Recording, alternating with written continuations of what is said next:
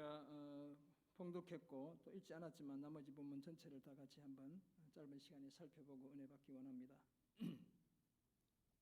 복음 본색이라는 책 제가 한번 소개해 드렸죠.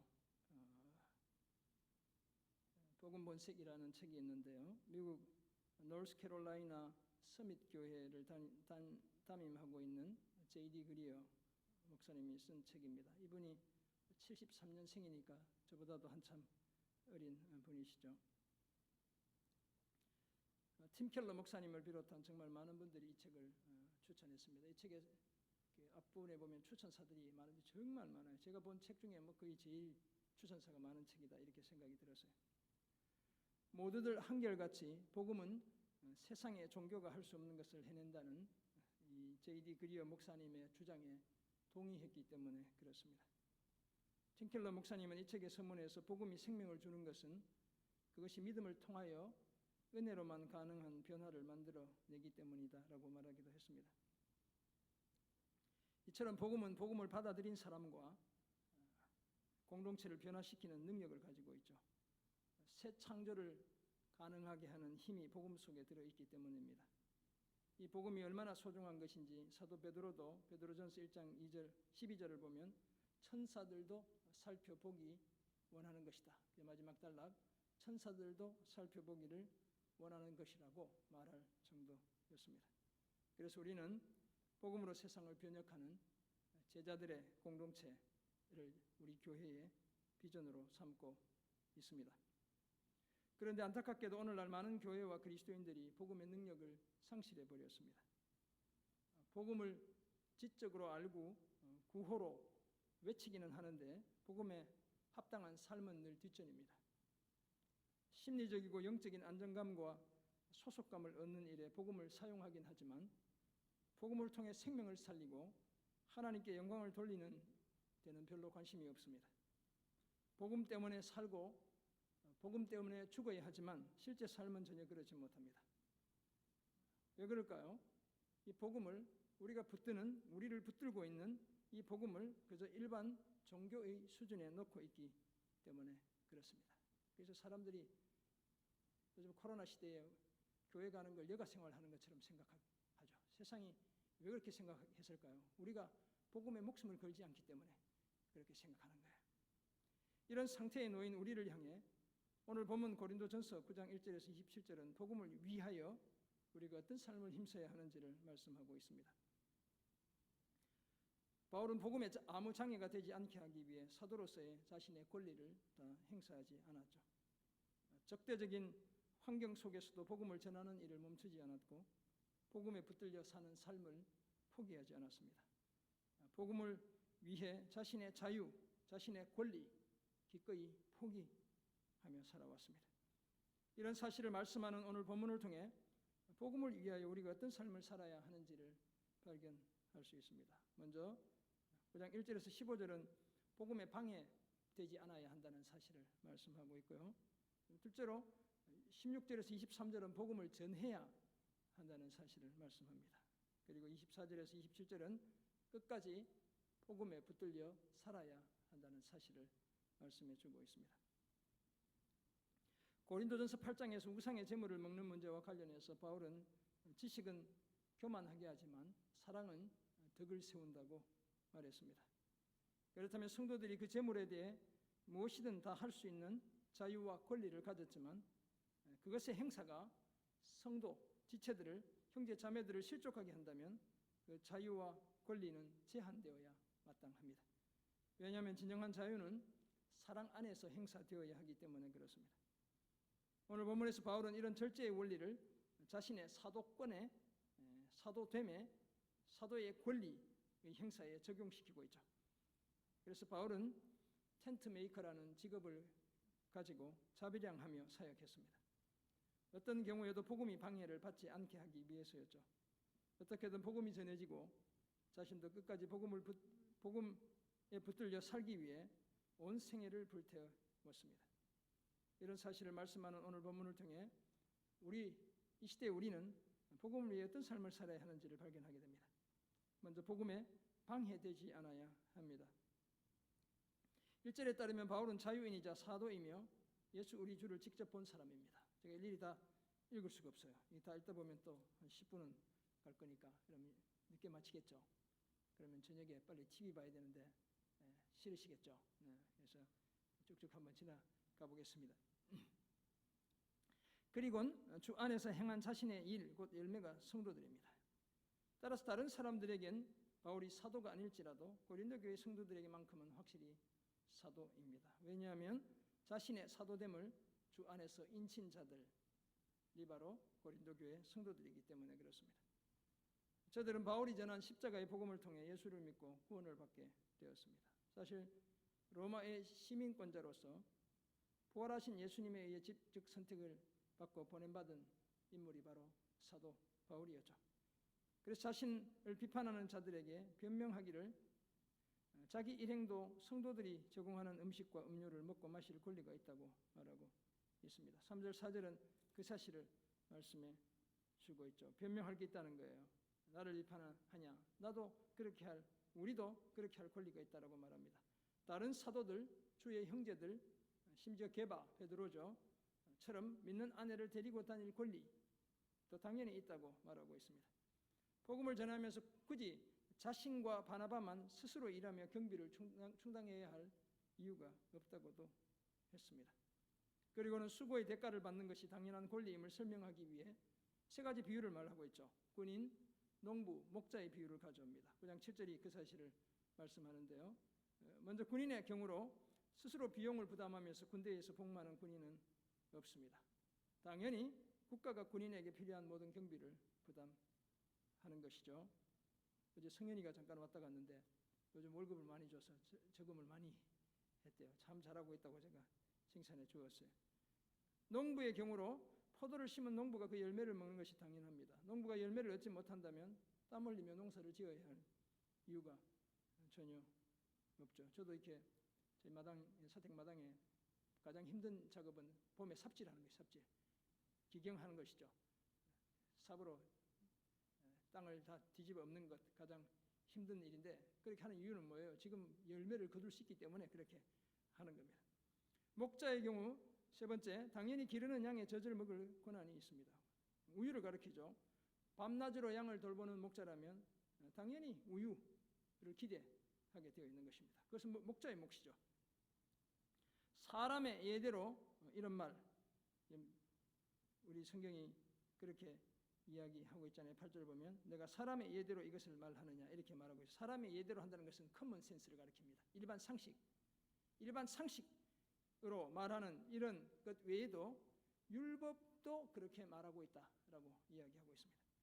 모세의 율법에서 곡식을 밟았다는 소에게 망을 씌우지 말라는 말씀이 소들을 염려해서 한 말이 아니라는 겁니다. 신명기 25장 4절에 나오는 말씀인데요. 그것이 하나님이 소들을 위해서 그렇게 한 것이 아니라 가축을 돌보는 사람을 위해서 하는 거라는 것이죠. 오히려 복음 사역자들과 같이 신령한 일을 맡아 수고하는 사람들을 위한 하나님의 배려에서 비롯된 말입니다. 밥 가는 자가 소망을 가지고 갈며 곡식을 떼는 자는 함께 곡식을 얻을 소망을 가지고 곡식을 뗍니다. 마찬가지로 바울 일행이 성도들에게 신령한 것, 곧 복음의 씨를 뿌렸다면 육적인 것, 삶의 필요들을 거두는다고 해서 결코 과한 일이 아니라고 말씀하고 있습니다. 다른 사역자들이 이런 권리를 가졌다면 직접 복음의 씨를 뿌린 바울이 그 권리를 행사하는 것 너무나 자연스럽습니다. 그런데 바울의 고백이 뭡니까? 비록 자신이 그렇게 할 권리가 있어도 범사에 참으며 복음에 아무 장애가 없도록 그 권리를 다 사용하지 않았다고 말하고 있습니다. 그렇다면 자격이 없어 사용하지 않은 것이 아니라 복음에 방해가 되지 않게 하기 위해 자신의 권리의 행사를 절제했습니다. 계속되는 바울의 말에 따르면 성전에서 일을 하는 자들은 성전에서 나는 것을 먹고, 사실 바울이 구차할 정도로 구구절절 이야기를 하고 있죠. 얼마나 답답했으면 이런 이야기 할까 이런 생각을 제가 해보게 돼요. 제단에서 섬기는 자들은 제단과 함께 먹을 것을 나눈다는 사실을 저들도 잘 알고 있다고 말합니다. 더구나 예수님께서도 제자들을 파송하시면서 복음 전하는 자들이 복음으로 말미암아 살리라고 명하셨다는 거예요. 우리가 잘 아는 마태복음 10장 10절 보면 이렇게 주님이 말씀하시죠. 여행을 위하여 배낭이나 두벌 옷이나 신이나 지팡이를 가지지 말라. 이는 일꾼이 자기의 먹을 것을 받는 것이 마땅함이니라. 주님이 전도 현장에 제자들을 보내시면서 아무것도 가지고 마라. 가서 거기서 해결하는 것 그것이 마땅하다라고 이야기하셨다는 거예요. 그럼에도 바울은 자기의 권한을 하나도 사용하지 않았습니다. 그리고 이런 말을 구차하게 하는 것도 자기에게 그렇게 해달라는 그런 의미가 아니었습니다. 오히려 내가 차라리 죽을지언정 누구든지 내 자랑하는 것을 헛된 대로 돌리지 못하게 하겠다고 말하고 있습니다.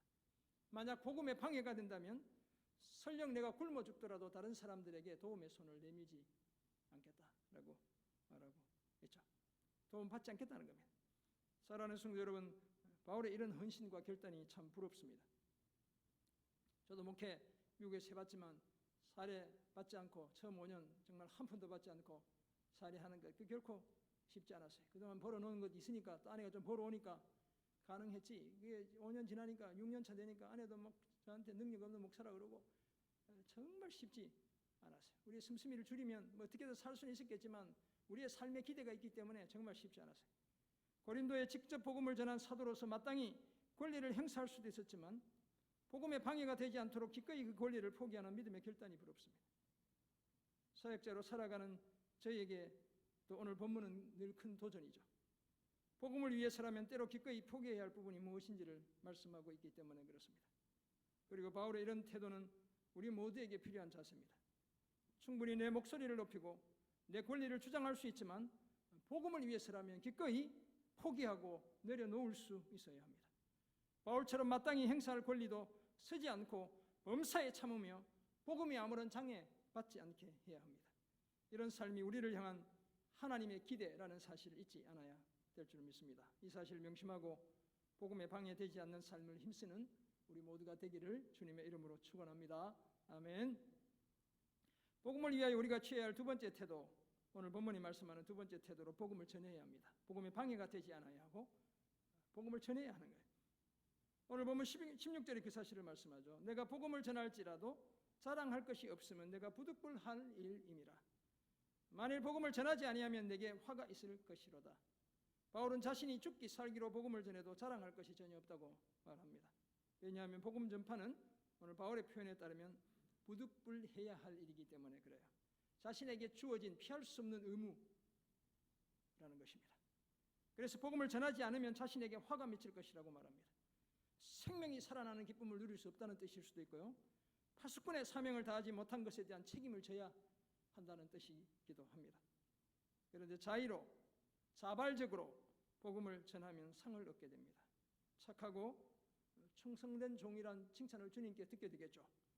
영혼 구원을 통해 생명이 살아나는 기쁨을 맛본과 동시에 다니엘서가 표현하고 있듯이 하늘의 별처럼 빛나는 존재가 될 것입니다. 설령 억지로 하더라도 복음을 전해야 하는 것은 복음을 전할 사명, 청지기의 직분을 받았기 때문입니다. 여기서 바울은 그런 자신의 상이 과연 무엇이냐고 성도들에게 18절에서 묻고 있습니다. 그리고 대답하죠. 자신이 복음을 전할 때 값없이 전하고 복음으로 말미암아 자신이 가진 권리를 다 쓰지 않았던 것, 이것이 바로 내 상이다 라고 말합니다. 아무런 대가 없이 복음을 전할 수 있었던 것, 그것이 나의 보상이라고 말하고 있습니다. 왜냐하면 물질이 아니라 자신이 전한 복음을 듣고 예수를 믿게 된 그 성도들이야말로 자신의 그 복음적 사역, 그 수고에 대한 진정한 보상이고 열매이기 때문에 그렇죠. 바울이 모든 사람으로부터 자유롭지만 스스로 모든 사람에게 종이 된 것도 복음을 통해 더 많은 사람을 얻기 위해서였습니다. 로마의 시민권을 가졌던 바울은 억압받던 그 당시의 노예나 종들을 구원하기 위해 그들의 처지에까지 낮아지기도 했죠. 우리가 오네시모와 빌레몬의 그 관계, 바울이 보내는 편지 빌레몬서에서 그 사실을 우리가 잘 알 수 있습니다. 유대인들에겐 유대인과 같이 되고 율법 아래에 있는 자들에게는 자신이 더 이상 율법 아래에 있지 않지만 율법 아래에 있는 것처럼 행세한 이유도 다 저들을 얻기 위해서였습니다. 율법 없는 자에게는 자신은 하나님께 대해 율법이 없는 자가 아니며 그리스도의 율법 아래에 있는 자이지만 율법 없는 자와 같이 된 것도 또한 그들을 얻기 위해서였습니다. 사도행전에 따르면 바울은 유대인들을 얻기 위해 루스드라에서 디모데에게 할례를 행했죠. 갱그레아라는 곳에서는 서원하여 머리를 깎기도 했습니다. 어떻게든 복음을 전하려고 했었던 거예요. 그 반대의 행동도 했죠. 디도에게는 일부러 할례를 행하지 않았다고 말하기도 합니다. 약한 자에겐 약한 모습이 되고 여러 사람에게 여러 모습이 된 것도 복음을 통해 어떻게든 몇 사람이라도 더 얻기 위해서였습니다. 철저히 복음 중심의 삶을 살았던 인물이 바로 바울이죠. 그리고 이 모든 것을 행했던 진정한 이유는 자신 또한 복음의 참여자가 되기를 그토록 원했기 때문이었습니다. 자신이 먼저 복음을 따라 그렇게 살기로 굳게 결심했던 것이죠. 사랑하는 성도 여러분, 복음을 듣고 예수를 믿게 된 우리가 살아야 할 삶도 마찬가지입니다. 우리도 다 바울처럼 복음에 빚진 자들입니다. 하나님의 아들 예수 그리스도의 피값이라는 엄청난 빚을 졌습니다. 그나마 그 빚을 조금이라도 갚을 수 있는 길이 있죠. 그것이 바로 복음을 전하는 겁니다. 그것도 때를 얻든지 못 얻든지 항상 복음을 전하는 것입니다.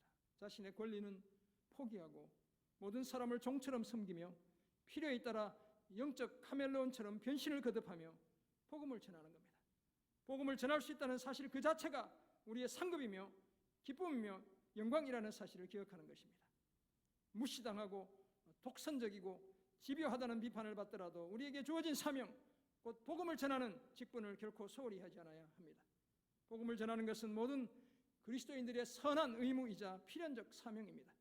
사실 복음 외엔 세상에 아무런 소망이 없습니다. 복음이 아니면 우리가 사랑하는 사람을 결국 다 놓치고 마는 겁니다. 복음을 전해야 생명을 살리고 우리 주님께 영광을 돌려드릴 수 있습니다. 이런 사실 명심하고 늘 복음을 전하며 살아가는 우리 모두가 되기를 주님의 이름으로 축원합니다. 아멘. 복음을 위해 살아가는 우리가 취해야 할 마지막 태도로 끝까지 복음에 붙들려 살아야 합니다. 바울은 오늘 본문에서 고린도에서 열렸던 고대 체육대회의 하나인 이스트미아 제전을 떠올리고 있습니다. 제가 종종 말씀드렸지만 지금 일본에서 올림픽이 열리고 있잖아요. 이것은 이제 쿠브레탱이라는 분이 1896년에 근대 올림픽을 시작했던 것이죠. 그 이전에 그리스 도시국가들 사이에 이제 올림피아 제전도 있었고 여러 이제 체육대회가 있었죠. 고대 그리스에서는 엘리스 지방의 성지 올림피아에서 개최된 올림피아 제전을 비롯해 크게 4개의 체육대회가 열렸습니다. 이 올림피아 제전이 4년마다 열렸고 그래서 지금 이 근대 올림픽도 그래서 4년마다 이렇게 열리고 있는 겁니다. 그 4개 중에 하나가 바로 바울이 복음을 전했던 고린도라는 이 도시에서 열렸던 이스티미아 제전이었습니다. 이 올림픽 경기는 제우스를 기념해서 열리는 것이고 다 이게 신들이랑 관련이 있어요. 그래서 교회가 로마의 국교가 되면서 이 올림픽 같은 이 이방 신을 섬기는 체육대회를 다 없앴던 것이죠. 그리고 근대에 이제 다시 시작되게 된 겁니다. 이 고린도 지역에서 개최된 이스티미아 제전은 신중의 포세이돈을 기념하는 그런 체육대회였어요. 올림피아 제전의 우승자에게는 올리브 화관이 수여되는 반면 이스티미아 제전의 우승자, 고린도에서 열렸던 체육대회 우승자에게는 소나무 가지로 만든 화관이 수여되었습니다. 그래서 피티아 제전은 월계관을 주었고 네메아 제전은 샐러리로 만든 관을 주기도 했다고 역사가 기록하고 있어요. 24절에서 바울은 운동장에서 다름질하는 자들이 다 달릴지라도 오직 상을 받는 사람은 한 사람인 줄 너희가 알지 못하느냐. 그러니까 이스티미아 제전을 생각하고 달리기 하는 경주의 그림을 가져오고 있는 거예요.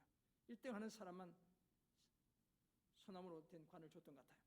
그리고 성도들에게 너희도 상을 받도록 이와 같이 다름질하라고 당부했습니다. 상을 얻기까지 복음의 결승선을 그 피니시 라인을 통과할 것을 요청하고 있죠. 그리고 말하기를 이기기를 다투는 자, 곧 경기나 시합에서 승리하기를 원하는 사람은 모든 일에 절제한다고 25절에서 말씀합니다. 선수들은 근력과 지구력을 키우는 훈련은 물론이고 식이요법에다 생활까지 절제해서 시합에 참가할 최적의 몸 만들기에 들어가죠. 그들은 겨우 소나무 가지로 만든 썩을 승리자의 관을 얻기 위해서도 그런 절제의 삶을 살았다는 겁니다. 그렇다면 썩지 않을 관을 얻으려는 성도들이 힘써야 할 삶의 모습은 어떠해야 할지 자명하다고 하겠습니다. 그래서 바울은 고백합니다. 나는 다름질하기를 향방 없는 것 같이 아니하고 결승선과 반대로 달려가거나 옆으로 새는 일이 없다는 거예요. 싸우기를 허공을 치는 것 같이 안 한다. 상대방을 정확하게 복싱해서 가격한다고 말하고 있습니다. 결승선을 향해 트랙을 따라 똑바로 달려가고 상대방을 정확히 가격하는 자세로 믿음의 시합을 해나간다고 말씀하고 있습니다. 그러는 중에도 자신의 몸을 계속해서 저복종시키는 것은 남에게 복음을 전하는 자신이 도리어 버림을 당하게 될까 두려워했기 때문이라고 겸손하게 말하고 있습니다. 구원에 확신이 없다는 그런 뜻이 아니죠. 혹시라도 복음의 길에서 벗어나 자기 중심적인 삶에 빠질까 조심하고 또 조심했다고 말하고 있습니다. 사랑하는 성도 여러분, 어제 우리가 어떤 삶을 살았는지보다 오늘 우리가 어떤 삶을 살고 있는지가 훨씬 더 중요합니다. 그것은 복음에 붙들린 삶에서도 마찬가지입니다. 바울은 부활에 이르기까지 이미 얻었다고 생각하지 않고 빌립보서 3장 12절 보면 그렇게 고백하고 있어요. 온전히 이루었다고 여기지 않으며 오직 자신이 그리스도 예수께 잡힌 바 된 그것을 잡으려고 달려간다고 말하고 있습니다. 자신은 아직 그것을 잡은 줄로 여기지 않기에 지금까지 했던 일들은 잊어버리고 앞에 있는 것을 잡으려 했죠. 그래서 빌립보서 3장 14절 보면 표대를 향하여 그리스도 예수 안에서 하나님이 위에서 부르신 부름의 상을 14절 빨리 띄워요. 부름의 상을 위하여 졸지 말고 14절 달려간다고 그렇게 말씀하고 있습니다. 마찬가지로 우리 모두는 표대를 향하여 믿음의 달리기를 하는 복음의 경주자들입니다. 더구나 이 달리기에는 썩지 않는 승리자의 관이 준비되어 있습니다. 감사하게도 옛날에는 1등에게만 줬다면 이 상은 결승선을 통과한 모든 사람들에게 주는 동일한 상인 것이죠. 그러므로 이 상을 받기까지 끝까지 달려야 합니다. 그것도 십자가의 길, 좁은 길을 달려가야 될 줄 믿습니다. 그러기 위해 항상 복음에 붙들려 살아가야 합니다. 말씀 묵상과 기도와 예배와 봉사와 전도를 통해 최적의 영적 몸 만들기를 계속해야 될 줄 믿습니다. 당연히 육신의 욕심대로 살지 않아야 되겠죠. 성령을 따라 살며 영혼 구원이라는 분명한 목적에 붙들려 살아야 합니다. 그래야 남은 구원에 이르게 해놓고서도 자신은 도리어 버림을 당하는 불행한 처지로 전락하지 않습니다. 나에게 복음 전해 준 사람 중에 예수 믿지 않게 된 사람들 있는 경우 들어있죠. 다 바울의 이 말씀에 주의하지 않는 거예요. 끝까지 복음에 붙들려 하나님께 영광을 돌리는 멋진 인생을 살아가는 우리 모두가 되기를 주님의 이름으로 축원합니다. 아멘. 그렇다면 복음을 위해 복음에 방해되지 않아야 하고 복음을 전해야 하고 끝까지 복음에 붙들려 살아가야 한다는 사실을 우리가 알게 되었습니다. 그렇다면 구체적으로 어떻게 살아내야 할까요? 첫째, 수고와 희생을 기꺼이 감수해야 합니다. 바울은 복음을 위해 사도로서의 권리마저 함부로 행사하지 않았습니다. 당연히 그 누구보다 더 수고했다고 이것은 바울 스스로 또 고백하는 정말 그렇게 살았던 그런 분이기도 하죠. 자신의 생계를 해결하기 위해 천막을 만들어 팔았습니다. 사도행전 18장 보면 바울이 텐트 메이커라는 직업을 가지고 있다는 사실을 분명히 밝히고 있죠. 자비량하며 복음을 값없이 전했고 복음을 전하는 자로서 자신이 가진 권리를 다 쓰지 않는 것, 그것이 자신이 받은 보상이라고 말하기도 했습니다. 엄청난 사실 고백을 하는 겁니다. 내가 내 권리, 내 자유를 절제한 것, 이것이 내가 받는 상이다, 이렇게 이야기하는 겁니다.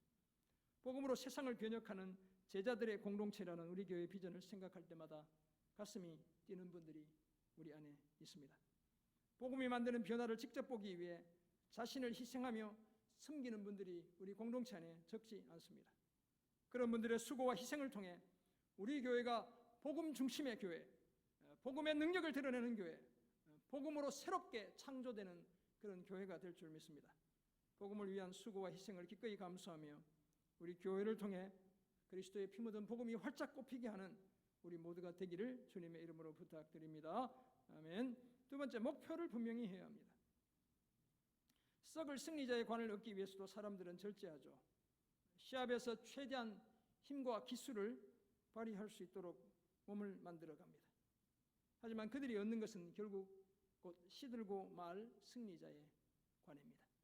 물론 명예와 재물, 고대도 우승한 사람들에게 그렇게 따라왔대요. 명예와 재물, 우리도 올림픽 금메달 따면 정부에서 주고 연금도 주고 매스컴에서 난리 나고 다 이렇게 되는 거잖아요. 명예와 재물도 따라오겠지만 그것들은 결국 다 땅의 것에 불과합니다. 나름 의미 있죠, 당연히. 하지만 궁극적으로 보면 다 덧없는 것들입니다. 천국에 가져갈 것이 되지 못하죠. 천국에서는 뭐 올림픽 메달 땄다고 더 쳐주고 이런 거 없습니다. 예수 제대로 믿었는지 안 믿었는지가 가장 중요한 거예요. 반면에 성도들은 썩지 않을 승리자의 관을 얻습니다. 그것은 생명의 면류관이죠. 계시록 2장 10절, 의의 면류관, 디모데후서 4장 6절, 영광의 면류관, 베드로전서 5장 4절. 우리가 받는 성도들이 주님으로부터 마침내 받는 생명의 면류관, 의의 면류관, 영광의 면류관이죠. 영원히 썩지 않습니다. 이런 관을 상으로 받기 위해 우리는 달리는 목표를 분명히 해야 합니다. 그래서 우리의 목표는 뭡니까? 우리의 결승선 또는 우리의 목표는 다름 아니라 예수 그리스도인 겁니다. 따라서 끝까지 주님을 향해 달려가야 될 줄 믿습니다. 그것도 자신의 몸을 쳐 복종하며 그렇게 달려가야 합니다. 그래야 복음에 늘 참여하며 썩지 않는 승리자의 관을 얻게 됩니다. 이 사실 명심하고 예수님을 목표로 끝까지 믿음의 경주 달려가는 우리 모두가 되기를 주님의 이름으로 부탁드립니다. 아멘.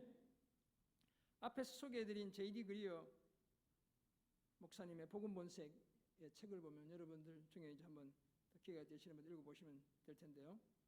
복음 기도라는 게 있어요. 그 책에 보면. 그리고 복음 기도 한 토막 한 토막이 모든 챕터는 아닌데 챕터마다 이렇게 소개돼요. 그걸 다 합치면 이런 기도가 됩니다. 그리스도 안에서 제가 하는 어떤 일도 당신이 저를 더 사랑하시도록 할 수 없고, 제가 한 어떤 일도 당신이 저를 덜 사랑하시도록 할 수 없습니다. 당신의 임재와 인정이 영원한 기쁨을 위해 제게 필요한 모든 것입니다. 당신이 제게 하신 대로 저도 다른 사람들에게 하겠습니다.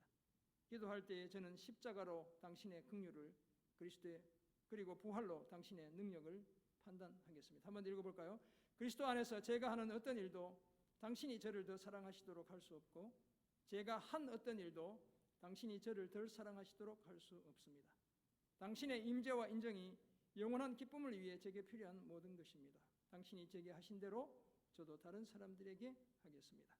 기도할 때에 저는 십자가로 당신의 긍휼을, 그리고 부활로 당신의 능력을 판단하겠습니다. 아멘.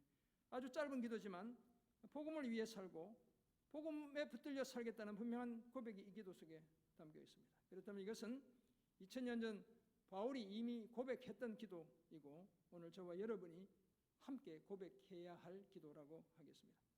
사랑하는 성도 여러분, 사도 바울은 자신의 사도권에 대해 의심의 눈초리를 보내는 고린도 교회 성도들을 상대로 복음으로 대응했습니다. 보냄받은 사도이자 복음을 전한 당사자로서 누구보다 더 큰 권리를 가졌지만 그 권리를 전혀 행사하지 않았습니다.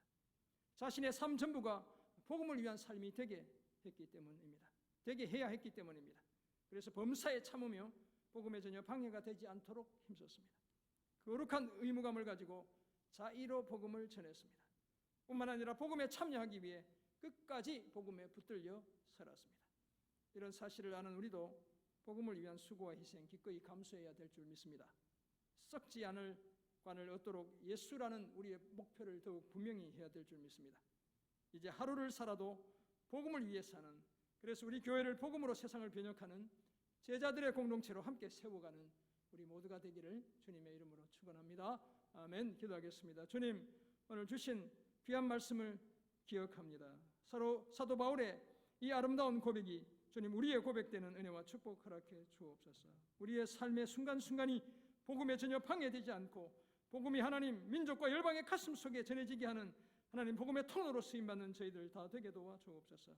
복음 전하는 그 사명 놓지 않게 주님 도와 주옵소서. 끝까지 복음에 붙들려 복음에 합당한 삶을 살아내는 주님의 사람들 되게 도와주시고, 이 위기의 때에 구원의 길은 예수 그리스도의 복음밖에 없다는 그 사실을 세상 가운데 분명히 선포하며 살아가는 우리 모두 되게 도와 주옵소서. 감사드리며 존귀하신 예수 그리스도의 이름으로 기도드립니다. 아멘.